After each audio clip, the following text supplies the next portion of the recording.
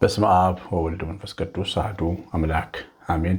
ሁሉን የምትችል ሁሉን የምትገዛ የአባቶቻችን አምላክ የእኛም የልጆቻችንም አምላክ እግዚአብሔር አብ በጌታችን በአምላካችን በጌታችን በኢየሱስ ክርስቶስ ስም በእሱ ባደረግከው በጎነትና ቸርነት እናመሰግንሃለን። ፍቅር ብዙ፣ ምሕረት ብዙ፣ ደግነት ብዙ፣ አባትነት ብዙ የሚመስል የሌለ ጌታችን ምስጋና ይገባል። ራቁትን መስቀል ላይ በመሰቀል መድኃኒት የሆንከን ዕዳችንን የከፈልክልን አምላካችን ስጋ እንደምን የሰጠህን ሕይወትን የሰጠህን ክብር የሰጠህን የዘላለም ሕይወትን የሰጠህን እናመሰግንሃለን። መንፈስ ቅዱስ የምታስተምረን፣ የምትመክረን፣ የምትነግረን፣ የምትገስጸን፣ የምታንጸን፣ የምትቀድሰን ምስጋና ይገባሃል። ስላረክልን በየቤታችን በየኑሯችን ስላለፈው ዓመት ስለዚህ ዓመት ደግሞም ስለመጪው ዘመናችን እናመሰግንሃለን። ስለሰጠን ስለከለከልከንም እናመሰግንሃለን። በጌታችን በኢየሱስ ክርስቶስ ስም በእርሱ ያለ ክብር ለአብ ለመንፈስ ቅዱስ ይገባል፣ ዛሬም ዘወትርም ለዘላለም አሜን። የተወደዳችሁና የተባረካችሁ እግዚአብሔር ልጆች ክርስቶስ በመሞቱ የቀደሳችሁ የተባረካችሁ የተወደዳችሁ እንደምንቆያችሁ ሁሉን የሚችል አምላክ ጌታ መድኃኒት ኢየሱስ ክርስቶስ ከሰማይ አባቱ ከአብ ሕያው ከሚሆን ከመንፈስ ቅዱስ ጋር የተወደደ የተመሰገነ ይሁን። ሁለት እናቶች እንዳሉ ትናንትና መሳሰቢያ አሳስቤያለሁ። ይሄንን አንድ እናት አንድ ቤተሰብን አንድ እናትን የሚይዝበትን መርሃ ግብር ሰፋ አድርገን በብዛት መያዝ ስላለብን እነዚህ ሁለት እናቶች አንድ ሁለት ቤተሰብ ቢመጣ በአመት 50 ሺህ ብር መስጠት ከተቻለ ያን ቤተሰብ መደገፍ ይቻላል። እንዲህ አይነት መርሃ ግብር ነው። እንግዲህ ፈቃደኞች ሆናችሁ እግዚአብሔር የፈቀደላችሁ ቤተሰቦች ካላችሁ በ9114138 ስልኬ ላይ ሳውቁኝ። ዋትስአፕ፣ ቴሌግራም፣ ቫይበር ላይ ያለው እግዚአብሔር ዘራችሁን ይባርክ፣ ጾማችሁን ይቀበል። ዛሬ በአብርሃም በአባታችን ሕይወት ውስጥ ነው የምንማረው። እንግዲህ እግዚአብሔር በኦሪት ዘፍጥረት ምዕራፍ 22 ቁጥር 1 ላይ አንድ ልጅን ሰዋልኝ እንዳለው እናያለን። አንድ ልጁን ለመሰዋት አብርሃም የተጓዘው መንገድ የሚተርክ ምዕራፍ ነው ይሄ ምዕራፍ እና ወደ ሞሪያ ወይም ደግሞ አሁን ወዳለችው ጽዮን ከተማ ኢየሩሳሌም ጽዮን ተራራ 3 ቀን መንገድ ከቤርሳቤህ መምጣቱን መጓዙን ይናገራል። ከዛም በኋላ ደግሞ ልጁን ለመሰዋት እጁን ሲዘረጋ ቁጥር 11 ላይ እግዚአብሔር መልአክም በሰማይ ጠራውና አብርሃም እነሆኝ አለ፣ በብላቴናዬ ላይ እጅን አትዘርጋ አለው እና አብርሃም በመታዘዝ የተመሰገነ ሰው ነውና የታዘዘው ግን ለሁለቱም ነገር ነው። ልጅን ሰዋልኝ ሲለውም ታዘዘ፣ ልጅን እንዳታርደው ሲለውም ታዘዘ እና ሁለቱም ተቃራኒ የሚመስሉ ግን በጣም መንፈሳዊ ትርጉም ያላቸው ሀሳቦች ናቸው። ከኛ ሕይወት አንጻር እንዴት ነው የምንመለከታቸው? ያው የሚወደውን ልጁን ነው እግዚአብሔር የጠየቀው።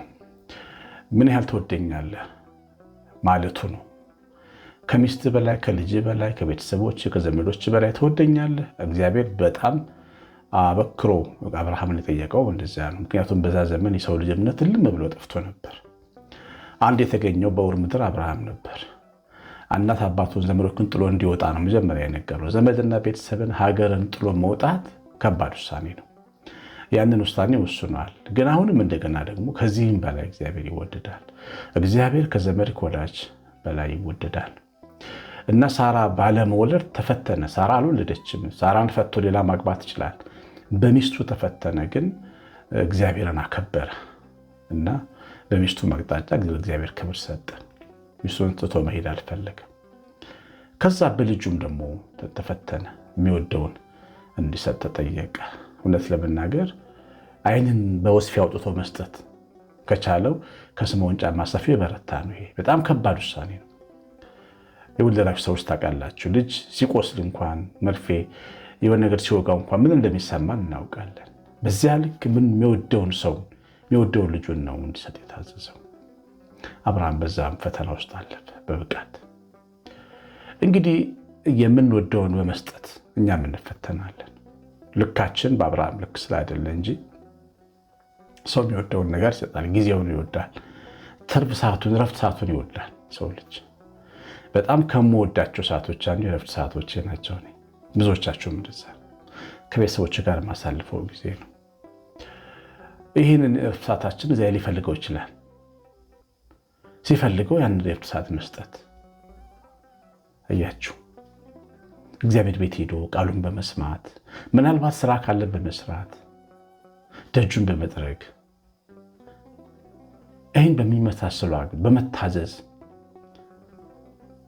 ያለንን ነገር መስጠት፣ የምንወደውን ነገር በጣም ከምንወዳቸው ነገሮች አንዱ ጓደኞቻችን ናቸው። እነዚህ ጓደኞቻችን የመንፈሳዊ ሕይወታችን ጠር ሊሆኑ ይችላሉ። ልንሰዋቸው የሚገቡ ጓደኞች ይኖራሉ። ያ ማለት በስለት እናርዳቸዋለን እያልኩ አይደለም፣ ይገባቸዋል። ግን በቃ ከሕይወታችን ስፍራ ለቀው እንዲሄዱ መፍቀድ አለብን። እኛን እየወጉ ግን እንወዳቸዋለን፣ ፍቅር ደስ ስለሚል። እግዚአብሔርን ግን እንዳናይ የሚያደርጉ ጓደኞች ይኖሩናል። ግድ መሰዋት ያስፈልገናል። ያንን ግንኙነት ምንወዳቸውም ሊሆን ይችላል። የቤተሰቦቻችን አቋም፣ በተለይ ወጣቶች እግዚአብሔርን ስንከተል የቤተሰቦቻችን አቋም ነው ትልቁ እንቅፋት። ወይኔ ነው እግዚአብሔር ምረጥ ይላል ቤተሰብ። በእኛ እድሜ ያሉ ሰንበት ተማሪዎች ፈተናችን ይሄ ነበር። ኮሚኒስት የሆነው እግዚአብሔር የለም ሲል የነበረው ቤተሰብ ወላጆቻችን ወይ እኛ ነው እግዚአብሔር ምረጡ ብለውናል። ወደ እግዚአብሔር ቤት መሄድ፣ ወደ ሰንበት ትምህርት ቤት መሄድን እንደ ነውር የሚቆጥር ቤተሰብ ወይ እነሱ ወይ እኛም ብለዋል። ቤተሰቡን የሰማ ሰው አለ፣ እግዚአብሔርን ደግሞ ሰምቶ የተከተለ አለ። የምንወዳቸውን ቤተሰቦቻችንም ከእግዚአብሔር አንጻር ከሆነ ልንተዋቸው እንገደዳል።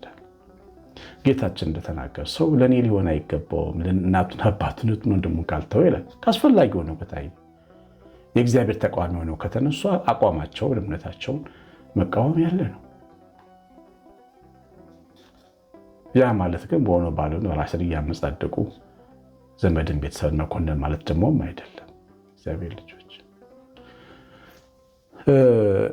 በጣም የምንወደው ገንዘብ፣ ለፍተን የምናገኘው ገንዘብ ነው። በገንዘባችን ያው ቅዱስ ስራ እንድንሰራ እየተጋበዝን ነበር። ዛሬ እንኳን በጣም ብዙዎቻችን ገንዘብ መስጠት በጣም ይቸግረናል፣ የምንወደው ስለሆነ ማለት ነው። እና በጣም ገንዘብ መወደድ፣ አንድ ቤተክርስቲያን የመጣች ሴት ምን አለች? አንድ ጊዜ በጣም ገንዘብ ወዳለሁ አለች። ሀብታም ጭረስ ያለች ሀብታም ነች። እና ለቤተክርስቲያን ይዛ የመጣችው 3 ሺህ ብር ነበር። በጣም ትልቅ ብዙ ኑሮ አለኝ ግን አልችልም መስጠት። ዛሬ ግን አምጬ ብላ 3 ሺህ ብር ይዛ መጣች ለቤተክርስቲያን። ተጨበጭበላት። በትንሽኗ ሰው የሚታመነው የሚወደውን በመሰዋት። አብርሃም እኮ ትንሽ ልጁን ነው የሰዋው። ከትንሽ ነው የሚጀመረው። በጣም የምንወደውን ገንዘባችን በጎ ስራ ለመስራት፣ ይሄ ምድራዊ ሪዋርድ የሌለው የምናየው ነገር ትርፍ የሌለው ትርፍ የማያመጣ ስራ ለመስራት መነሳት አለብን። ሰሞኑን አቶ አማን የኢቢኤስ ኃላፊ አርፈዋልና የእሳቸውን ቀብር በሚዲያ የተከታተልኩ ነበር። ብዙ ስማርባቸው ነበር እና በነፃ ህዝብን ለማገልገል የሚሰሯቸው በጣም ብዙ ስራዎች ነበሩ። እኛም ማናቃቸው ከሚያቀርባቸው ብዙ ፕሮግራሞች ነበሩ። ለኦርቶዶክሳዊ ቤተክርስቲያን የአየር ሰዓት በነፃ ሰጥተው ነበር የምናስተምረው። እንደዚህ በነፃ ዋጋውን ቀጥታ የማይቀበል መስጠት፣ ይሄ እግዚአብሔር ሲረዳ ልብ ሲቀደስ የሚሆን ነው። እያችሁ እና በህይወታችን ውስጥ መስጠት፣ የምንወደው ነገር መስጠት ከአብርሃም እንማራለን። በጣም የምንወዳቸው ብዙ ነገሮች አሉ። ክብራችን፣ አሁን ጥምቀት ላይ ምንጣፍ የሚያነጥፉ ወጣቶችን ሳያችሁ ይገርመኛል። የቤተሰብ ኃላፊዎች ናቸው። ትልልቅ ኑሮ የመጡ ናቸው። ምንጣፍ ተሸክመው ሰረገላ ሰርተው ሲጎትቱ የሚሞቱም ናቸው። ሰሞኑን አይታቸዋል። መራት ይዟቸው የሞቱ ልጆቻቸውን በትነው ቤት አላቸው። ግን ክብሬ ይብለጥብኝ አላሉም፣ አትጀንኑም። ለእግዚአብሔር ቤት ጎንበስ ቀና ሲሉ የወደቁም ደግሞ ሰዎች ሰሞኑን ስናገለግል ነበር። ምንወደውን መስጠት ማለት ያ ነው። እግዚአብሔር ልጆች አብርሃም የወደው ለመስጠት ወደኋላ አላለም። እንደገና እግዚአብሔር እጁን ሲያነሳ ተው ደግሞ አለው። ልጅ እንዳሰዋዋል። እሺ አለውንም አልሰዋ ሲባል ደግሞ አቆም። እግዚአብሔር ያለውን ሁሉ ፈጸመ። ከዚህ አንጻር አንዳንድ ወላጆች የምንወዳቸውን ሰዎች የምንወዳቸውን ቤተሰቦቻችን ልጆቻችንን ልንሰዋቸው እንችላለን። ደግሞ ፍጻሜያቸውን ልናበላሽባቸው እንችላለን። አንዳንድ ያልተማረ ቤተሰብ ልጆቹን ይረግማል። አንተ መቼም ሰው አትሆንም ይለዋል። አንተ ባልተፈጠርክ ይሻል ነበረ ይላል። በጣም አስታውሰው እኔ ባደግኩበት በልጅነት ዘመን የነበረው ወላጆች የኑሮ ጫና ስትረሱ ይሆን አላውቅም፣ ካፋቸው ብዙዎቹ ስድብ ነበር የሚወጣው። እርግማን የመኪና ራት ያድርግ ብሎ ቢራገሙ ሰዎች ያውቃለሁ። በልጅነት ሰው የወለደውን የመኪና ራት እንዲሆን መናገር ራሱ ቃሉን ማውጣት ምንድን ነው? ይሄ ቃል ልጆችን ሊገላቸው ይችላል። በእናት ያልወደድም በአባት ያልወደድም የሚል የስነ ልቦና ችግር ውስጥ ሊገቡ ይችላሉ። ስነ ልቦና ሲዛባ የሰው ልጅ ሕይወቱ ይበለሻሻል፣ ይመሰቃቅላል። ብዙ ነገሩን የሚሰባበረው ሰው ጤነኛ ሆኖ ማሰብ ሊያቅተው ይችላል። ችግሩ ብዙ ነው።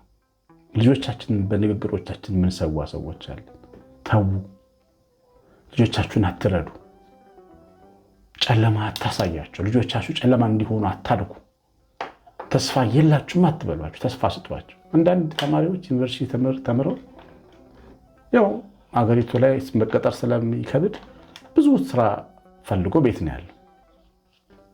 ተማሪ ሞኛ ኑሬ አሁንም አኑሬ እንላቸዋለን። ያው እናኖራቸዋለን፣ ግን መናገራችንን ግን ብናቆም ጥሩ ነው። እንዲጎዳ አይምሯቸው መፍቀድ የለብን።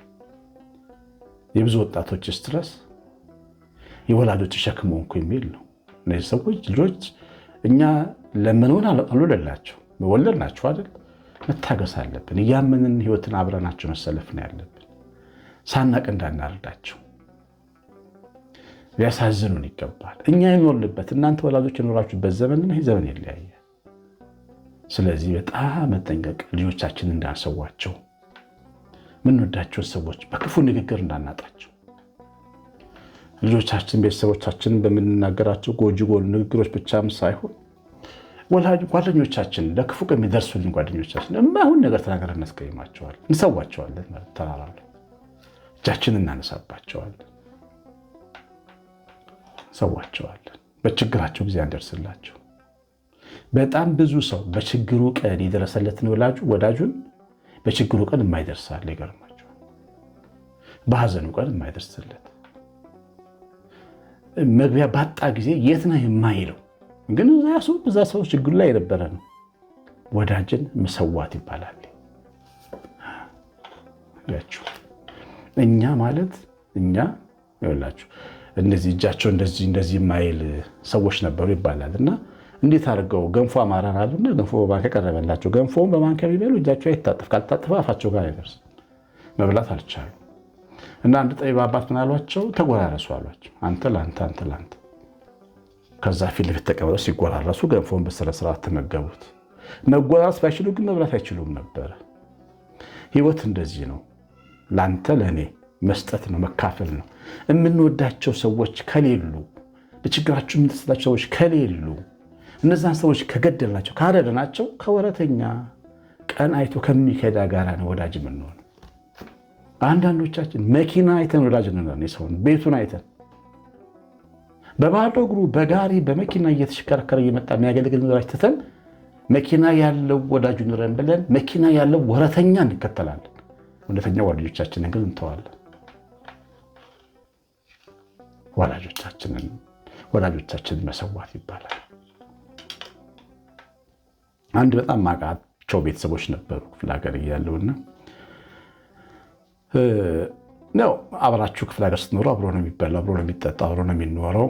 ብቻ ከሌላ ሀገር የመጡ ትንሽ ገንዘብ ያላቸው ሀብታም ሰዎች የሚታዩ ሰዎች መጡና እንደዚህ አንድ ቤተሰብ የበለጠ ከነሱ ጋር መሆን ፈለገ እና እንዳለ ሰፈር ውስጥ ያሉትን ወደ ጓደኞች በመሬት እየተኙ ሽንኩርት እየላጡ ወጥ እየሰሩ ድግስ ቢደግሱትም ሁሉ ግን አደረጉ ማለት ነው። በቃ እኛ ከሀብታሞች ጋር ነው፣ ከሀብታሞቹ ሰዎች ጋር መሆን ጀመሩ ማለት ነው። እነዛ ሰዎች ደግሞ እነሱም ሰው አይተው የሚቀርቡ ነበር እና እነዚህ አሁን አይነት ወላጆቻቸውን ኢግኖር የሚያደርጉ ሰዎች ደግሞ እስከዚህ ምን ኖሯቸው፣ ከዛ እነዛኞቹ ደግሞ ሌላ ፍለጋ ሄዱ ማለት ነው። ሀብታሞቹ ጥለው ሄዱ። መሀል ላይ ወላጆቻቸውን በችግራቸው የቆሙላቸው ሰዎች እርግፍ አድርገው አጥተው ሀብታሙንም አጥተው ባዶ እጃቸውን ቀሩ ማለት ነው። ቤታቸው አስክሬን የሚያጥላቀው ሰው አላገኙም። በሀዘናቸው ጊዜ ወዳጅን ርስት አድርጎ ሰውቶ መኖር ልክ አይደለም። በጣም ማሰብ ያስፈልጋል። ማሰብ። ክፉ ቃል ተናገረሽ የባልሽን ዘመዶች አታበሳጭ። ምንም ብትከፊ ቻይ፣ አንድ ቀን ይደርሱልሻል። ጎረቤቶቻችሁን አታናዱ፣ አታበሳጩ። ስሜታችን እንዳይመራ በምክንያት ኑሮ። ከሩቅ ዘመድ የቅርብ ጎረቤት ይበልጣል ይባላል። እሳት ቢነሳ የሚያጠፋልን እሱ ነው። ወዳጆቻችንን፣ መንፈሳዊ አገልጋዮቻችንን ኢግኖር ማድረግ። ስንት ነገር ጠቅመው በሆነ ምክንያት ይገርናል። አንድ ቀን ስደውል ስልክ ካላነሱ ወይ ቤት መጥተው ጸበል ካልባረኩ ወይም ደግሞ ካልቀመሱ ኢግኖር። በቃ በቀላሉ ሉዘር የምንሆን ሰዎች፣ በቀላሉ ሰው የምናጣ ሰዎች እንዳንሆን እግዚአብሔር ይናገራል። እጅህን በልጅ ላይ በወዳጅ ላይ አታንሳ። ከአብርሃም ብዙ ነገር እንደተማረን ተስፋ አደርጋለሁ። የሰማነውን በልቦናችን ጻፍ። እግዚአብሔር ቸርነት የእናታችን እመቤታችን ረድኤት በረከትን ብላ ጥበቃ አብሮን ይሁን። ትምህርቱ ላይ እንደተማራችሁ ኮሜንት አድርጎ የሁለቱ እናቶች ማሳሰቢያ አትርሱ። ቀሲስ አሸናፊ ገብረማርያም ነኝ። ሰላም